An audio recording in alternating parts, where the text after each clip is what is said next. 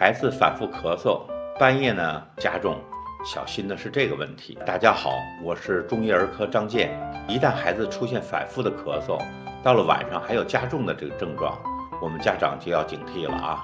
这就很有可能是孩子肺部出现了问题。我们中医认为这种症状呢是风热犯肺，是风热侵袭犯肺，肺湿宣降了，它呢就表现出为咳嗽、声音嘶哑、喉咙肿痛、咳嗽粘稠的这种黄痰、头疼啊、怕风、出汗等。在这里呢，分享一杯桔梗杏菊茶，有桔梗，有杏仁，有菊花，有那个清热解毒、疏散风热这个作用，同时呢宣肺化痰。